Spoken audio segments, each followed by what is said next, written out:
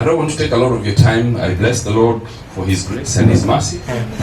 And this journey began more than 3 years ago. And it began with friends. You know how God works. It began with Reverend Matiko, Pastor Pauline, Dr. Kimani, and Dr. Carol. It started with friendship. The Kimanis were in Thika, and they were very good friends with this couple. In fact, the first time I knew about the Kimanis, they had a black car, big station wagon, yes, and Pastor Sad would use it sometime, and that's how it started. And of course, I'm sure you've heard how the Kimanis came to Malindi, and then eventually Pastor Matiko would come and visit the Kimanis because they were very, very good friends. And the Kimanis were very kind and generous. And this couple would come with their kids. And I'm sure you know, because I would see, would ask for, leave, them come to Malindi and have fun. And see what the Lord has done. Now, on the back of everything, Kenya Assemblies of God Malindi, or this section on this side, they had been desiring to plant a church here in town in Malindi. They have several other churches around, but they wanted to have a church in the city center. And now there were men and women who had tried to plant a church here together. And they actually planted one, and it didn't go for long, less than a year, and they closed down. I don't know, Pastor Pauline, were you here when that season was over, or was being done? Thank you, Pastor Carol, thank you very much. And so, they got into a meeting as pastors, and they began to pray. Now, the four of them have no idea, I have no idea, but there's a group of men and women who meet once a week, and they fast and pray. And their prayer was, God, send us a man. Kutoka bara. Specifically. They were very, very specific. Send us a man from Nairobi or wherever. Outside there. Send us a man. And so, as they are praying for a year, praying, not knowing who God will send, this friendship is growing. These guys come and establish a business here, and they start rolling. You see, Jeremiah 10:23 says, it is not in man who walks to direct his steps, but the Lord. So they don't know at that particular point that they're in a greater purpose of God. To them, they are coming to start a dental practice. Bwana asifiwe sana. They are coming to start a just like some of you, you come to Malindi, you don't know, you just came to work, you got a job, you came for a relative, you were born here, not knowing that the Lord has a plan and a purpose for you that is greater than that which you're doing today. Yeah. Not known to you. Why? Because as Pastor Carol normally says, the word of the Lord is a lamp at your feet. You can only see here. It's not a spotlight. So you can't see the day after tomorrow. Yeah. You just see here. Because when you have a lamp, you can't run.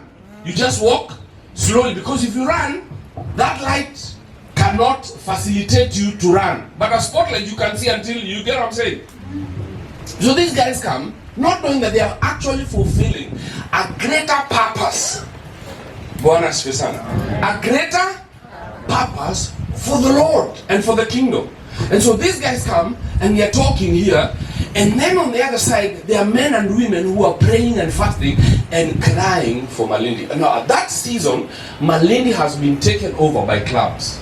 Some of you who've been here for longer, you know about the clubs that were in Malindi. Stardust, Nini. As in, this was a place to go because the devil had a bedroom here in Malindi. As in, this is where it was kicking and happening. Yeah? Bwana siwe pendwa. As in, huku ndio watu walikuwa wanapotea. You get what I'm saying? As in, ukifungua hivi unaingia hela. Kutupa mbao. Sema kutupa mbao. But there are people praying. God is raising a season. Now, light and darkness do not coexist. Ukizima taa, giza uingia. Ukiwasha taa, giza utimua. In fact, you can't tell where darkness goes. So, when the devil wants to take a city, he establishes a club, a popular club. Club inashika na inatetemesha. Now the devil is literally taking a city, because now all the young people are always in that club, milling around in that club, because that's where it's happening. You get what I'm saying? That's how the devil takes a club. Now, when God wants to take a town, he brings down the club and raises a church. Amen. Then young people now start running to that church, because when they run to the club, if you look at the days of Stardust na hizo clubs in Guinea area, vijana wengi walipotea. There were many girls who got pregnant, many marriages fell apart. As in, young people didn't go to college, they were wasted into drug abuse and the works. As in, the devil literally takes the city. And the attraction point is music. Secular music. Secular music. Because music is the language of the soul. You see, when you hear a song, you don't hear it here, you hear it here in your heart, and it appeals to you. It just drives you. Ushaona ngoma inacheza na hata uisikizi. Na kile kichwa yako kwa mbali, Bwana asifiwe. You don't even know that you are listening to the music. Why? Because you're not hearing it with your physical ears. You're hearing it with your spiritual ears. Now, when you come to church, kama kuna kitu ushika watu ndani ya kanisa ni worship. As in today, what was appealing to you is the music, is the worship. So you see, the catch point is the same. Uko ni DJ, anashika watu na ngoma za hell, na zinawashika mbaya. Zinawashika mbaya. Wamevaa vitu zingine sijui wanatingisha wapi. Na sijui kwa nini wanatingishaji kujua unatingisha kukiuno na kukichini. Lakini church suit ingika huku juu, Bwana asifiwe.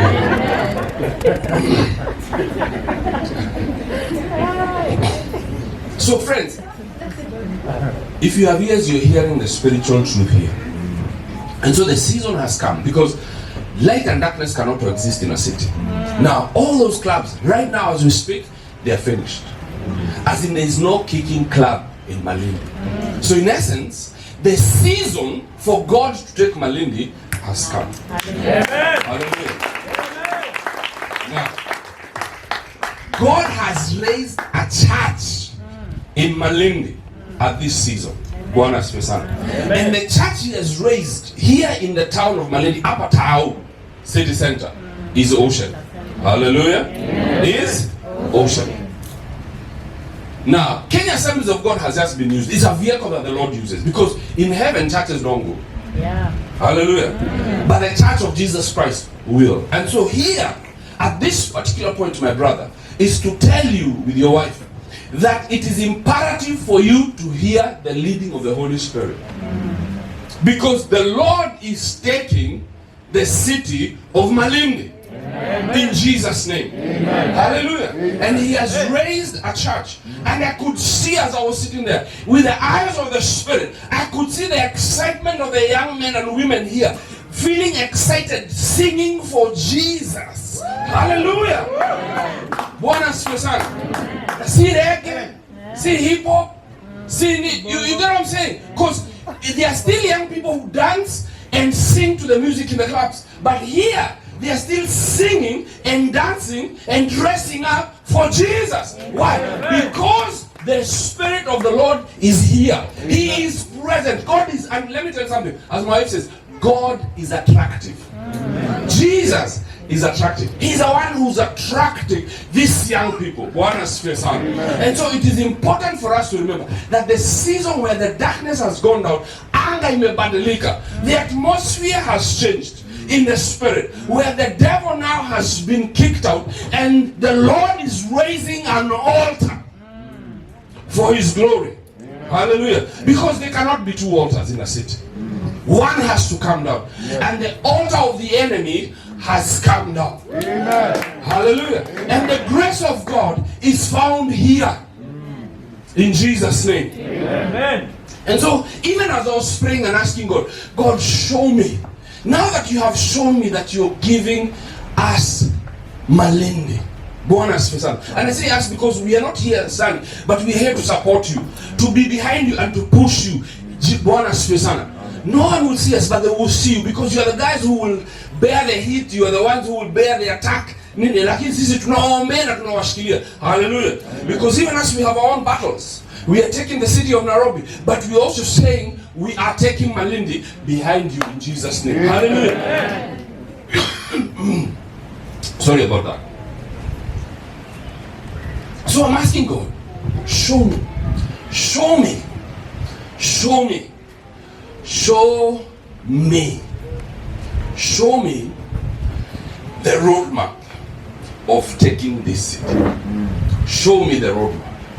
And the Lord opens my eyes for me to see my roadmap. And that's the roadmap I want to share with you today. As Pastor Matiko said, my name is Reverend Tony Kiama. I serve with Reverend Carol, a River of God Church. We have 3 boys, TJ, Toria, and Thayo. TJ now is in campus.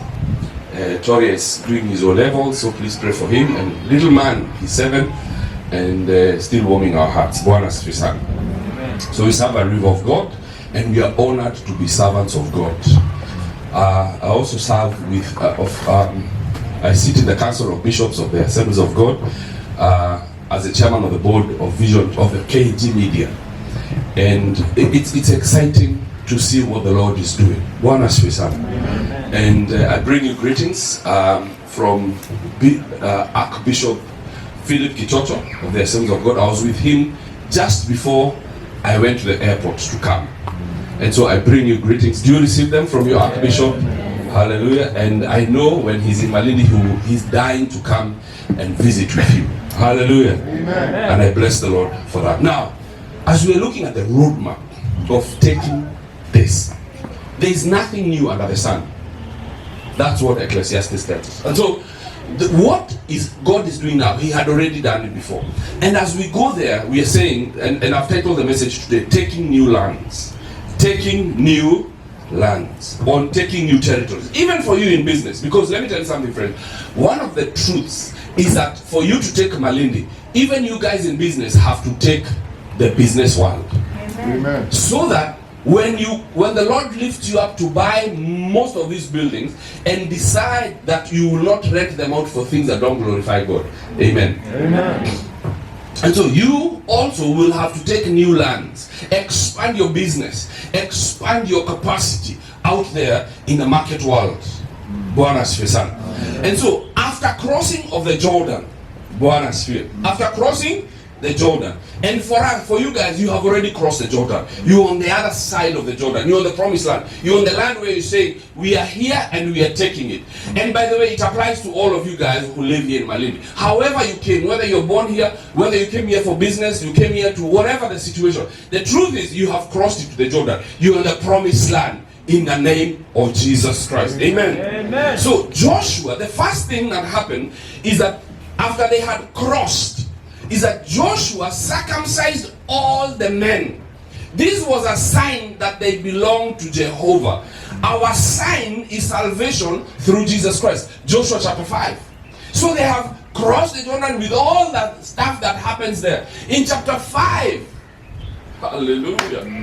In chapter 5. Because all the men that had been circumcised died in the wilderness. And so remember, Abraham was given an instruction by God to circumcise all the men and anyone after that when they are 8 days old, as a sign that these ones belong to God. And so in essence, my brother, the Lord is saying that the circumcision of the heart is that the people here must, number one, believe in Jesus Christ as Lord and Savior. Number two, it has to be clear that there is a clear standard of discipleship. Everyone in ministry must go through discipleship, because Amos 3:3 says, how can we work together if we don't agree? So for you to agree with the vision that has already been given to the vision bearer, the leader here, then it is imperative that we get to the point where you train, you teach. 2 Timothy 2:15, study the Bible, To be a workman who is not ashamed or embarrassing, but correctly dividing the word of truth. That doesn't just apply to the pastor, but it applies to everyone. Because we are an army. If that is where we are going to take the city, we have to be of one mind. You must believe in the vision of the church, and you must be endured in that. You can stand on your own when you're going to witness to someone and they say, I want to receive Jesus. You don't have to call the pastor and say, Pasi, ebu come. Pasi nimeenda nikapata mtu yuko demon possessed. Ndafanya nini? No. You have already been taught on how to deal with the demons in Jesus' name. You go somewhere and find people are practicing witchcraft. You don't scatter. Because he who is in you is greater than he who is in the world. Umeenda huko kukwambia ati ndakuroga, unamcheka wambia wewe ni fala. Mtu anakuja na gana alafu wewe unatoa na mwiko. Kwa kuniambia utaniroga na nimeokoka, nikaa kuja na mwiko na mimi nimekuja na AK. As in seriously? Brother this. Gondia mengi kwa hao na AK. Ama G3 ndio usimamisha mpaka elephant. Alafu umetokea na mwiko. Hata ulikuja na waya nini? Si upige tu magoti na ukubali. Unataka nini fridge umbebe umpeleke. Bonus fear. You understand what I'm saying? Okay, kamwiko alafu. But when the Lord is with you, and in this case I'm saying, and I'm reminding you friends, that he who is in you is greater than he who is in the world. When you walk in the confidence that God is on your side, you won't even raise that gun, because the battle is his in Jesus' name. Why? Because you have been trained. But if you send an army that is ill-equipped, we will never take the city, even if it has been given to us. Even in business, you need to know exactly what the Lord has called you to do in Malindi, because in the kingdom of God there is no confusion. Yeah. Hallelujah. There is no confusion. And let me tell you something, friends. Start small. Don't be afraid to start small. You might be starting to sell vegetables. No, come on. What can you be? Where start to go small? One day, you will be tutti frutti. You will be the biggest supplier of vegetables, but you started small. Because God does not despise humble beginnings. Bwana asifiwe sana. Number 2, doing the impossible. After they had been circumcised, and their hearts now are drawn, and they have a symbol of circumcision. And for us, it's a circumcision of the heart. Circumcision of the heart, Paul said. And so, now that we are established, we are born again, we are in love with Jesus, we know the vision, and we are going to take it. Now we begin to do the impossible. Now, the walls of Jericho, they were described that they were impenetrable. It was impossible to penetrate, and God knew that. That humanly speaking, it was impossible to penetrate. Hallelujah. Yeah. Number 2, they were so high, they touched the skies. So they knew that they were safe inside. But because they needed to take Jericho, they needed to obey. And obedience is better than sacrifice. And the blessings of God are subject to obedience of his word. So you must know his word. And so here, they are taking Jericho. And I want you to imagine, if you were Joshua, you have 2.6 million people with you, 600,000 men. Alafu, who are geared wanajua hii Jericho tutaichukua. Si God yuko na sisi na wako sure mazee. Okay, they are afraid but they know kitaumana hapa. And then Joshua tells them, bebeni tarumbeta.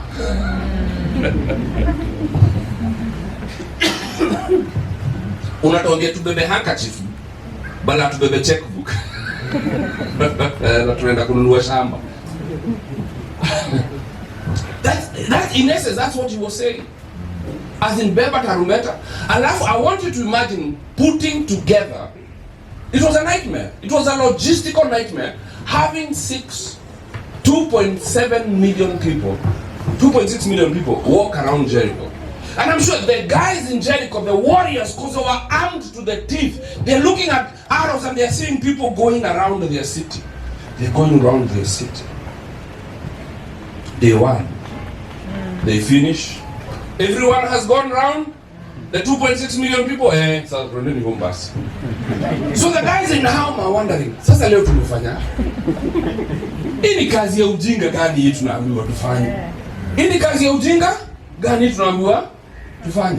Like for example, when you start doing prayer walks here and prayer drives around Malindi, when you're going around Malindi praying and bringing down strongholds. And so, you see, when you're going around praying, you'll be like, sasa tunaenda kuomba huko nini? But you see, when you're praying, you're bringing down strongholds. You're also establishing families. And you're opening businesses in the spirit in the name of Jesus Christ. Hallelujah! Amen. But you see, in the eyes of man, it's foolishness. Because you'd rather do a crusade. Yeah. Yet mimi sijawahi on a crusade. Watu wameokoka thao na wote wakaenda church. In terms of return on investment, I think crusade ni mteremko. Mimi sionage kitusaidia. Kuna watu wanaona kiwasaidia, lakini mimi sijawahi on a church. Watu wamefanya crusade. Bwana asifiwe. Na hao watu wote waliokoka thao ama thao mbili wakaingia church asubuhi. Hata sijui uenda wapi. Sijua udai wanaenda heaven saa hiyo. So I keep asking, in terms of return on investment, what are we doing? What about one-on-one evangelism? When we say, you know what guys, let's, all 100 of us, let's go back out in the street and lead someone to Christ and bring them to church. Right there, you've doubled your church by 100. You've broken down strongholds in the name of Jesus. Hallelujah. So I want you to imagine, they're in the camp. Sasa leo tumefanya kazi gani? Tumezunguka Jericho. Kuizunguka hata hatukuigonga, tukaweka mabomu wapi, tukawasha moto, tukaenda na kuni.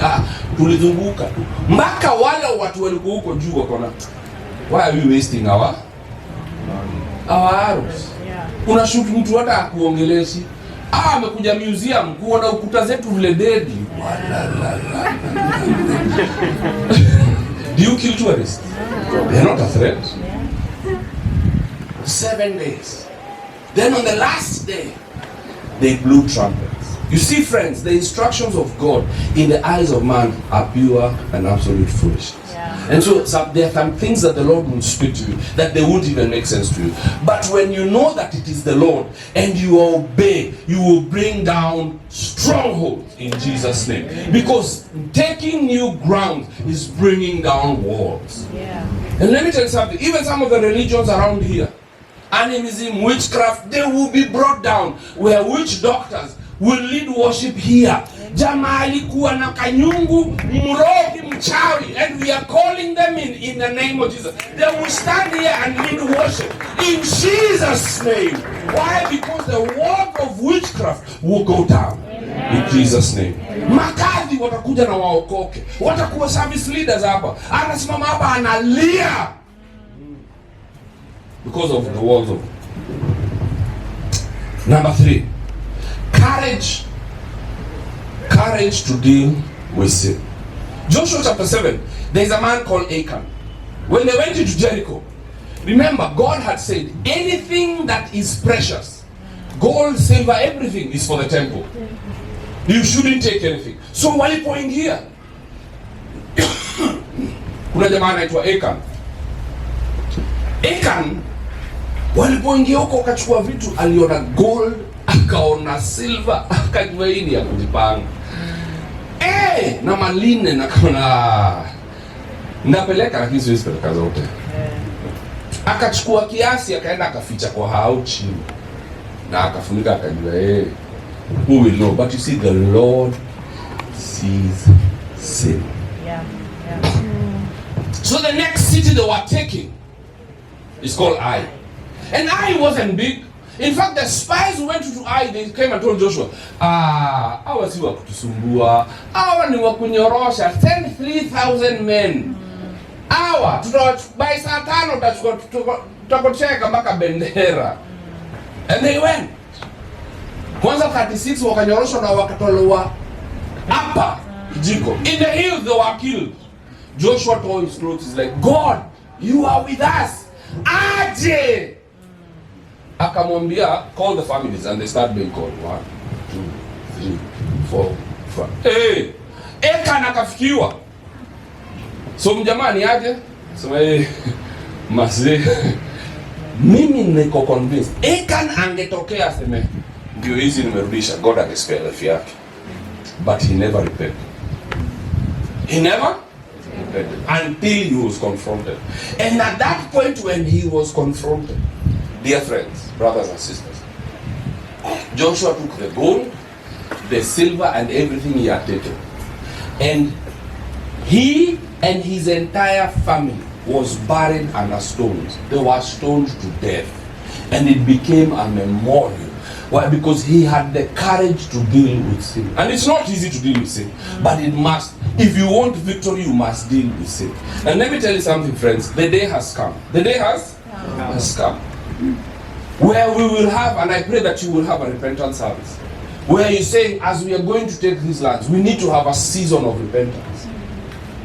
We get into a season of repentance, where people come and repent, because you know the sin that you're dealing with. If you have ever gone to a witch doctor, you need to repent and break those things. Yeah. We need to get to the place where we deal with things, and we deal with the hard things of the heart. Hallelujah. And some of you young people who intend to get married, live in purity in Jesus' name. Amen. Hallelujah. Amen. So here, he had the courage to deal with sin. So he dealt with Achan. Because after that, they took Ai in Joshua chapter 8. Read the story. God told them, now go and take them. Marayo. They took them. Yani, they didn't stand a chance. They took it. Number 4, renewing your covenant with God. Renewing your covenant with God. Once you have repented, you need to renew your covenant with God. When you ask God for forgiveness, then you need to go back, because you can't be circumcised twice. You need to get back where you say, God, I now pledge allegiance to you. Mungu, nimejitolea sasa muhanga. From here on, I am living a life of purity. Amen. Friends, and when you do that, victory is yours in Jesus' name. Victory is yours. You will do things that you never thought you could do before. Yeah. Because you have now recommitted your life, renewed your covenant with him. And that story is found in Joshua chapter 8 from verse 1 downwards. Yeah. Now, friends, once you have renewed your covenant with God, it is imperative to remember that the devil still comes to steal, kill and destroy. Now, Joshua, watu walikuwa shawaogopa, watu walikuwa washaingiza baridi. People had known, hey, they had heard testimonies, because you don't bring down walls like that. And people are, yeah? Watu wakaanza kubabaika. Bwana asifiwe sana. Hawa watu walepi. Wanachukua Jericho. Jericho ndio ilikuwa fast body. Maze ati nani mpaka mganga. Ule mganga wameogopa Malindi ndio lead worship kwa ile church. Yeye ndio uanganga. Yeye ndio ana lead worship. Na hata si praise. Yeye ndio ana lead worship. Anasimama hapa analia, anaomba hata pasi ya preach watu washaanza kupona. Bwana asifiwe. Unadhani watu wataingiza baridi? Ati huko Bwana asifiwe. Na mazee wakatafuta mapati nafikiri walienda wakachukua nguo zile machokorau vaa. Wakazivaa. Na wametoka tu na hapo neighborhood. Wakakuja wakasema, we want to see your king. Who are we? We are the Gibeonites and we are from a land far, far, far away. So when they said, we have heard of your greatness, which is true. We have heard how your God has fought for you, which is true. Everything they said was true. And now we are afraid of you, which is also true. And we want you to sign a treaty with us, that the day you will come to our far, far away land. Why? Because we know God will give you lands that are far, far away. Which is true. Amen. Which is true. And because we know that, we want you to sign a treaty that when you get to us, please do not attack us. We say now, a treaty. Please do not attack us. Why? Because we are afraid of you. Do not attack us when you get there. Sign a treaty. Now come here. Prove to us that you are from far. They produced it. Now come here. Eat bread. Tukitoka home ilikuwa moto. Ilikuwa moto inatuchoma. Saa hii ilikauka. Joshua anakishanga, si ungejiuliza mbona hawakuisosi sasa waliona inaharibika. Ilikuwa moto saa hii shazeeka ikakauka mpaka inamea nywele. Imagine unga inamea nywele. Sio ni safari ya mbali. Si hapa. Uko Somalia. Angalia hizi wine bulbs. Tukikuja zilikuwa fresh. Saa mpaka zimecrack. Unashaka, kwani mko mnatengeneza wine kwa njia juu? Kwani ya mkunywangi? You know what the Bible says? In chapter 9 and verse 14, the Bible says this. Let me read you a scripture here. Chapter 9 and verse 14.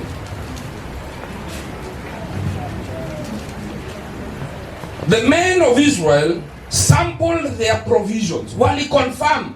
Walikuja wakasema wacha tu confirm irekawe. Hizi vitu ni ukweli ama si ukweli? Wacha tu confirm. Hallelujah. Mrembe mliho. Mrembe kandi. Mrembe boss. Walifika hapo ikakuwa wacha tu sample. Listen, the Bible says here, the men of Israel sampled the provisions, but did not inquire of the Lord. In essence, my brother, I'm saying, hizo ushuhuda watu watakuja nazo. Mazee Jos jalala siku 3 usaidie. Omba kwanza. Amen. Ndio wengine wanakuingiza box. Amen. Mazee landia ndio kunifukuza. Nimefungiwa nyumba. Tuma white. White hebu ndio uone kama hiyo nyumba inakufuli kabisa. Inquire of the Lord. Watu ni wale. Bwana asifiwe. Even you guys in business. Go and seek the Lord before you get into that deal. Before you buy that piece of land, inquire of the Lord. Before you get into that partnership, inquire of the Lord. Inquire of the Lord. Juu nakwambia usipofanya hivyo, you will never realize your potential. Why? It will be stolen. I don't know if you know the story of the hyena. Hyena had a house. Alijenga hao. Lakini akapata mbuzi. Ambia jirani goat. Uliza jirani wewe ni mbuzi.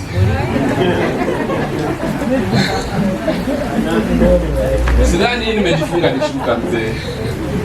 You see, wewe unaona wewe ni mdeadly, lakini nataka ujue hivi God ndio mdeadly, si wewe. God ndio. So haina akaenda akaona goat anahangaika na watu wake na wana hao.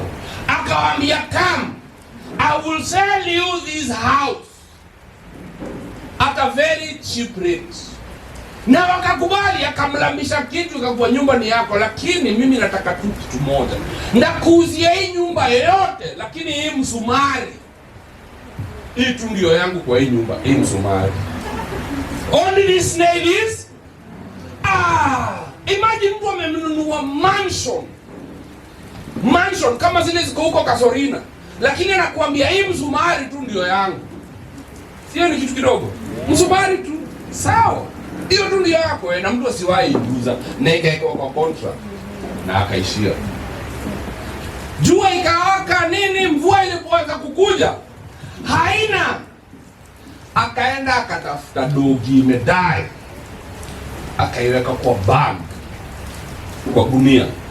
Akakuja mchana akasema ile msumari yangu bado mnailinda, hata si polish ndio hii au isugua nini, do be kind to others, bado iko. Akakuja na ile gunia akasema msumari bado si ni yangu, akahangumia hapo. After 3 days ile harufu ilikuwa kwa hiyo nyumba. Hamwezi kula, hamwezi lala, ilibidi mbuzi ahame.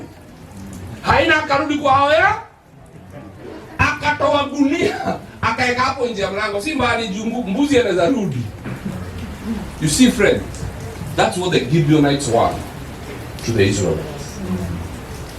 And if you're not careful, if you marry wrong, if you marry the wrong guy who doesn't fit into the mold of God, if you marry the wrong woman who doesn't fit into the mold of God or the purposes of God over your life, if you get into partnership with someone who doesn't fit your mold, the mold of God, let me tell you something, friend, there will be a vexation to you all your life. Yeah. Hallelujah. They can be a vexation even here in church. So seek. Don't just look at the gifts.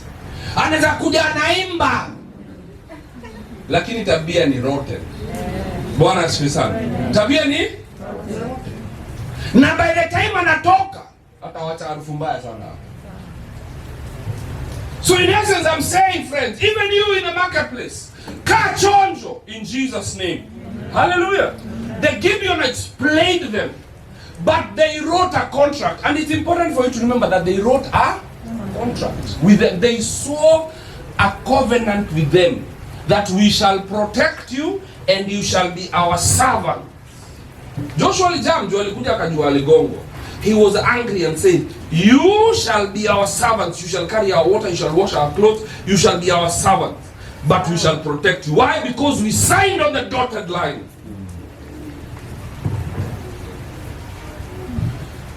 You see, friends,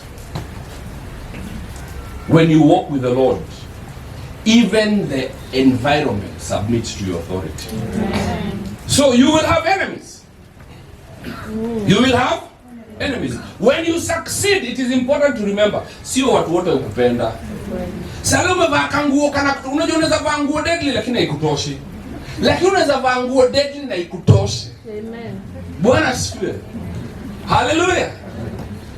Sasa uko na gari na yenyewe inakaa wewe. Una watu wengi mpaka mna picture perfect. Si watu wote ufurahia, by the way. You will have enemies. When you succeed, it is important to remember, where is him? God and you dead, and God is the only one who can protect you. And so 5 kings gathered together and said, hey, watu wa Mungu tukaeni chonjo. Acha leo watatumaliza. Let's go. Let's gather. Let's fight them. But you see, the favor of God was upon them. And so they are taking this land, and at season came. The season came. In this battle, there came a time when the battle was raging, because fighting 5 kings is not a joke. These are big armies. Na jioni imefika na bado hawajashinda. Do you know Joshua lifted his eyes and said, son, I command you to stand. As all Israel was hearing, the sun stood the entire night. And he commanded the moon na woka hapo mahali huko mpaka tushinda. The Bible says that when these men were going down the valley, God rained hailstones. The Bible says that they were killed by hail. More men were killed by hailstone than the sword of the Israelites. Yeah. In essence, the Bible is saying that the battle belongs to the Lord. It is the Lord who will fight your battle for you. In Jesus' name. Even there in the marketplace, umeandika mtu job na anataka kukurusha aende afungue duka yake, lakini Mungu anakuja anamunyorosha. Siku ile tu ameenda kuiba hizo vitu, unaona ingia na mzee, hizo vitu unapeleka kwa huko hapa kawa, hebu nirudishie vitu zangu, unamshika. Bwana asifiwe sana. By the way, Pastor Carol lost her phone in Dubai in a taxi that was unmarked. Tukaenda kwa room. The Bible says when we agree upon each other. Nakumbuka, you know, you don't go to Dubai every day. It was our 20th anniversary. Na hiyo simu ndio ilikuwa kumbukumbu, kwa sababu Pastor Carol, hiyo simu ni zile simu, either ununue plot ama simu. Simu akabai simu. Akabai. Tulikwenda huko, hiyo simu ndio iko na kumbukumbu zetu. Juu hiyo ndio inapiga picha siusare zinakanikaza calendar. Alafu ipotee. Nakwambia huyu dada alilia. Unajua shetani akuambia mtu sio chungu. Tukapre na baadaye tuko tunarudi Kenya the following day. So tuko huko, unajua ni zile picha uwezi takazipotee juu hujui kama utajarudi Dubai before Jesus comes. Bwana asifiwe. So it's one of those miracles that the Lord, if we had time, would have shared with you how we actually got there. Sisi ni wakulima wadogo na Mungu ukuja. Hallelujah. Mungu fanya nini? So anyway, here we are in Dubai, simu imepotea. Tukarudi kwa room, tukapray. Pastor Carol alisema, God, as your word says, that when two agree, you hear give me back my phone. Kumbe hiyo simu iliibiwa na huyo jamaa akaenda Pakistan kwao na akapatia brother yake hiyo simu. Present. Na akarudi Dubai job. So simu iko Pakistan, sisi tuko Kenya. Wewe ushaipoteza simu Malindi na hujawahi pata. Na hata haijatoka Malindi, bado iko tu kwa neighbor. Sisi yetu iko Pakistan. So anyway, mimi tukarudi home, nikabuy simu. Nikapatia. Tukorudi huku, Pastor Karo akadecide, you know what? Wacha ni bless kazi yangu. Na simu yake ndio imepotea. Akaenda akabuy simu nyingine. Kaplot 20. Kuonesha shetani hajashinda. Alafu akadecide badala ya atumie hiyo simu mpya dead, akaniambia nipatie yako mzee, wacha nikupatie hii mpya because you are my husband and I honor you. Bwana sifu sana. Thank God for wives who submit and that they love their husbands. Amen. Na Karo umesema amen. So anyway, najua time imeenda lakini si nimaliza tu hiyo story. So anyway, akanipatia simu lakini akaniambia I want you to do me one thing. I want you to delete everything from your phone. Fanya factory setting. Ndio nisikie kama niko na simu mpya, ndio mimi najiwekea vitu zangu. Nikamwambia dada, hiyo si shida. Hii simu mpya kwanza. Nikaita fundi, transfer kila kitu ndi. Na nikashika simu. Unajua ni zile simu ukiongea nayo, ongei uko kwa ukuta ndio watu. Ni zile simu unaongea nazo, uko speakerphone juu. Ni poa pia watu wakuwe na ushuhuda ati Mungu amekutembelea. So anyway, Pastor Karo akiweka vitu zake kwa simu. Na by the way akiziweka hata hapo amejua ati alikuwa amezisave kwa cloud. Ule fundi alikuwa amemwekea hizo vitu kule alibai hiyo simu. Alimwekea sijui password, akamwekea sijui nini, akamwekea nini. Sasa alipokuja kumwekea tena hizi vitu zingine, ule jamaa wa Pakistan pia yeye alikuwa shaweka vitu na akaziweka ndani ya simu. So Pastor Karo alipowasha simu, picha zote za ule jamaa zikakuja kwa hii simu. Hata payslip, taxi number, kila kitu. Taxi number, picha zake, picha za family, kila kitu. Everything. Alafu screen saver iko na NIC Bank, iko na Holy Bible, iko na sijui nini. Alafu picha ya huo mwindi sasa nyuma ya Holy Bible na ni Muislamu. So siku moja hata Pastor Karo wajui ati God ashamletea. Siku moja akiangalia na jiuza, hizi picha huu mwindi ni nani? Kuendelea anaona mapesi basi. Nani ametumia mpaka pesi zake? Akiendelea ndio akaona ala. Ini screen saver yangu. Jamaa toa tu picha ya Pastor Karo akaeka yake lakini screen saver ikabaki ile ile. Sasa hiyo simu nini Dubai, Emirates, nini Karao. Jamaa shaenda bambo huko kwa ofisi shakuwa hii simu ati hapana akatolewa evidence ikakuwa okay nimekubali. Simu iko wapi? Pakistan. Simu ding ding ding ding ding ding ding. Simu Dubai. Kenya.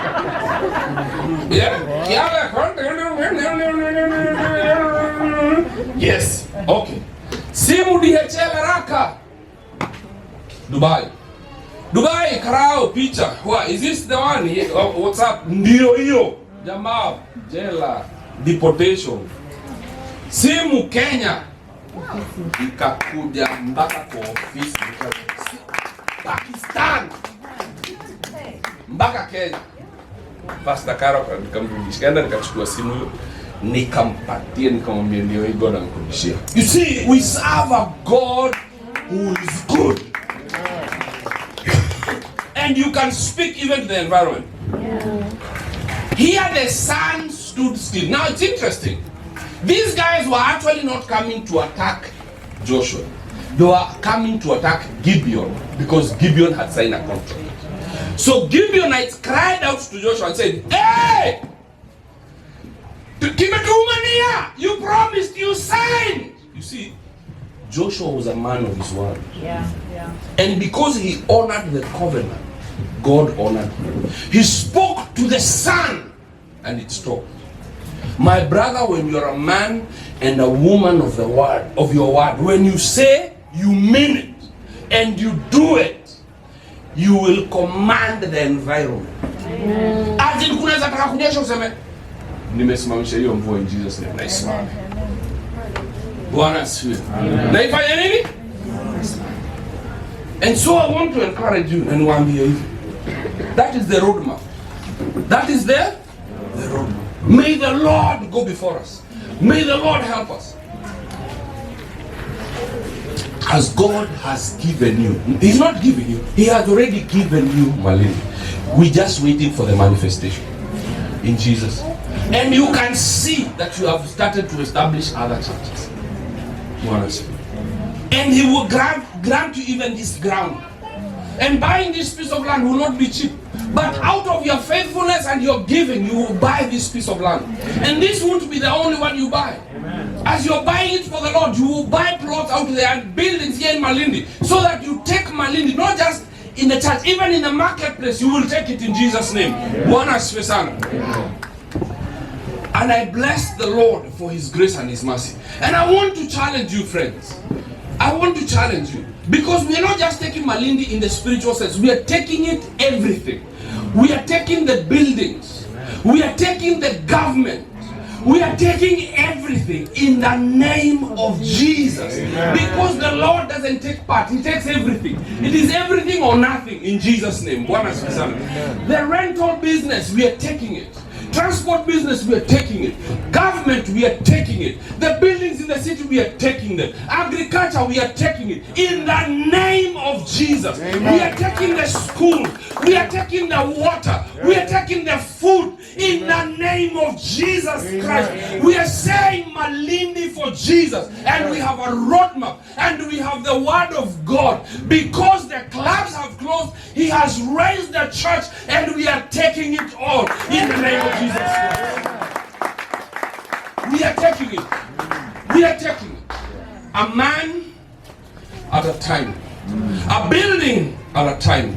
A farm at a time. An institution at a time. Hii supermarket kila saa imechukuliwa imeanguka. Let me tell you something. One of you guys is going to take it. And it's going to be bigger than it was in the and it won't be the supermarket, even the building. Alafu itaitwa Oasis, itaitwa Jehovah. Bwana asifiwe sana. We shall take it. We shall take it. And we are taking everything. Because when the Lord shows up, He shows off. Bwana asifiwe sana. They didn't just kill the kings, they stopped the sun. In Jesus' name. So it's not just we are taking everything. As in whatever kuja church wanaona meno wanasema, hey. Ati sijui tunataka kujenga Kisumu ndogo inajengwa. Next Sunday tunabai shamba sijui wapi na next week tujenge. Ala saa hiyo kwani kunaenda kaje? Bwana asifiwe sana. Baada hiyo kuna shule sijui wanasema sijui watafundisha nini tunaibaya. In Jesus name. Because we will get there. Yeah. For Jesus Christ. And you have to purpose in your heart. And as Pastor Caro is coming to sing this song, I want all of you, and the reason I'm calling her is because even you, nataka muombe Mungu, give me the city. Give us the nations in Jesus' name. Give me this city in the name of Jesus Christ. Hata sisi tutakuja kuinvest huko. Bwana asifiwe. Tutakuja ku we will take it all for Jesus Christ. And a church can do it. So as Pastor Carol comes to sing, whether you want to kneel, you just want to sit there and cry out to the Lord. But let us confess to Him today. Father, ask Him to give you this city in Jesus' name. Hallelujah. Ask Him from your heart. Give it to me. And when you go home, read that roadmap for yourself. Read it and know it and internalize it. All that process. Know the way where even if you're the last man standing, even if you're the last man, you know the way. In Jesus' name. Hallelujah.